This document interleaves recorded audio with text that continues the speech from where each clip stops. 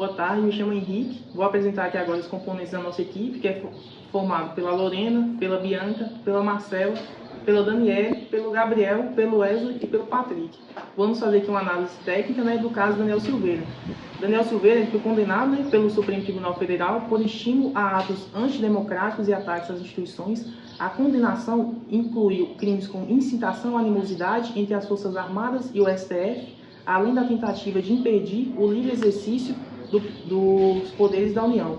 Ao publicar um vídeo em fevereiro de 2021, defendendo o AI-5, ato institucional número 5, e a destituição de ministros do STF, Silveira também fez ataques a 6 ministros específicos, defendendo até mesmo o fechamento do STF.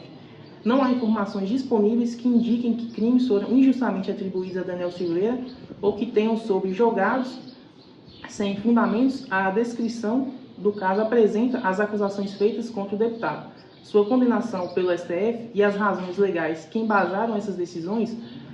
O processo legal envolveu a análise cuidadosa das ações de Silveira, considerando a legislação pertinente, e resultou em sua condenação por estímulo a atos antidemocráticos e ataques a instituições democráticas. Vamos fazer agora uma análise do âmbito constitucional.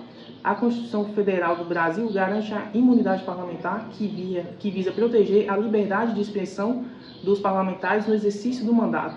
Essa imunidade material dos parlamentares pode ser fundamentada nos artigos 53 caput, artigo 5º, inciso 4 da nossa Constituição Federal.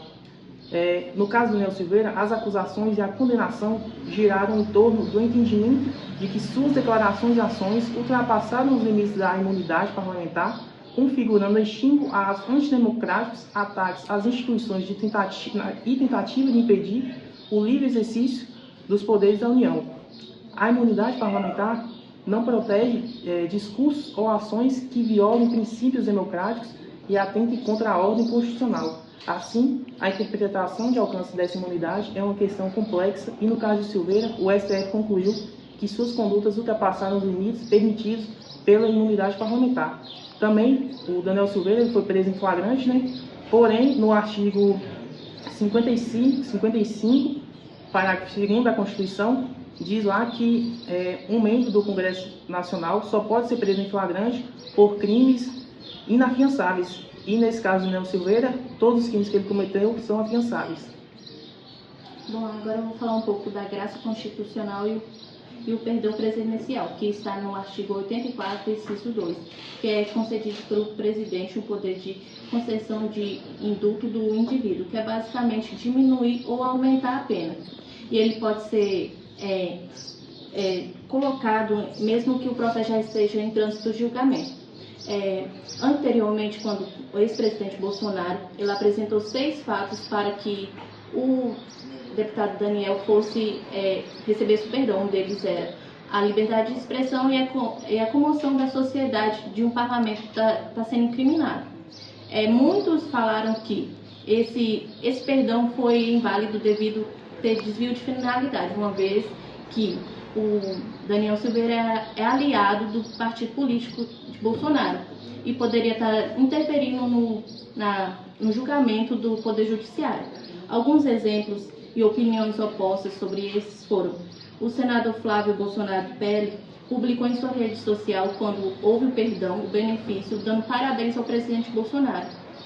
E o Jorginho Melo do PL deu parabéns também ao presidente, porque alegou que só estava fazendo justiça defendendo o poder de liberdade de expressão do deputado, e que o STF deveria ser parado um pouco devido a ser muito rígido.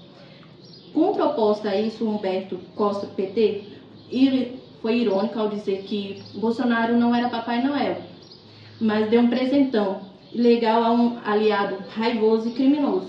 E o senador Marcis disse que o presidente estaria uma falta de respeito contra a democracia e o Estado democrático, e que tudo que seus aliados fizessem ilícito, ele estaria acobertando, teria a sua proteção. A concessão de perdão a Silveira levantou questionamentos sobre a possibilidade de desvio de finalidade, uma vez que o ato pode ser interpretado como uma interferência no Poder Judiciário para proteger um aliado político. Alegações de inconstitucionalidade ou ilegalidade podem surgir considerando que o perdão de pena não deve ser utilizado para objetivos pessoais, mas sim para promover a justiça e o interesse público. A imunidade material dos parlamentares não é uma carta branca para a prática de atos que vão contra os princípios democráticos e a ordem constitucional.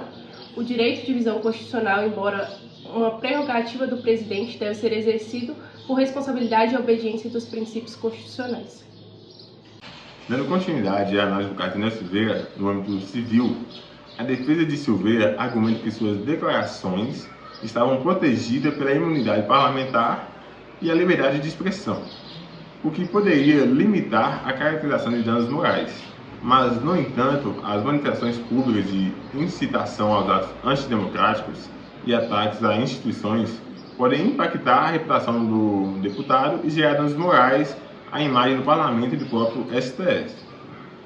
A concessão do indulto presidencial gerou reações diversas na sociedade, com críticas e manifestações contra a decisão.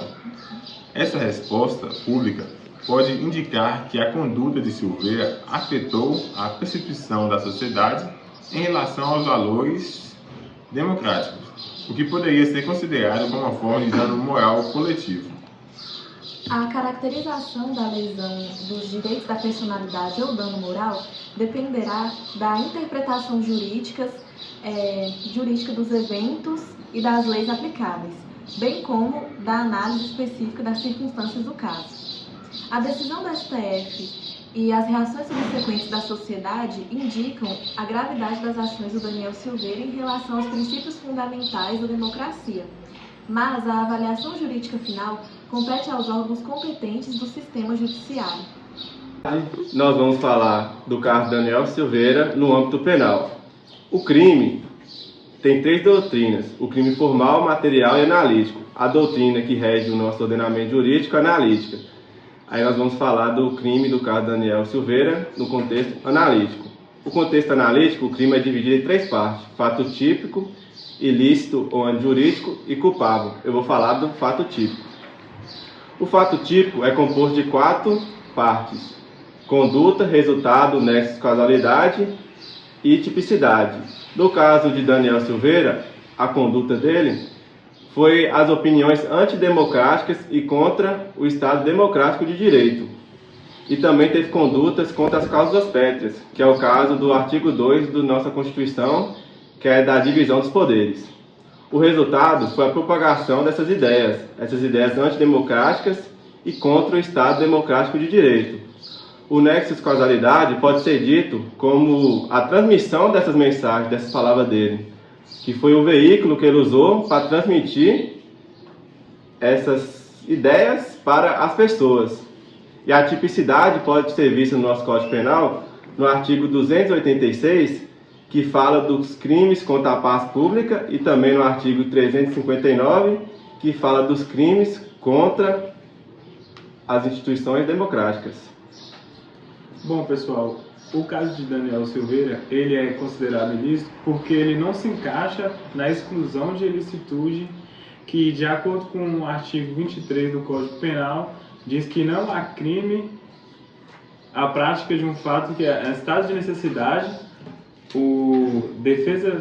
legítima defesa e o estrito cumprimento do dever legal, que é um agente público, e o exercício regulado do direito, que é o desempenho de uma atividade ou prática de uma conduta autorizada por lei. No fato típico culpável, é imputável, pois não se encaixa nas premissas inimputáveis, e o potencial de consciência da ilicitude ele tem, pois é um deputado que tem conhecimento das leis. Exigibilidade de conduta diversa ele também tinha outras opções, mesmo assim escolheu entre sua opinião antidemocrática. Esse foi o nosso trabalho sobre o caso Daniel Silveira e até a próxima.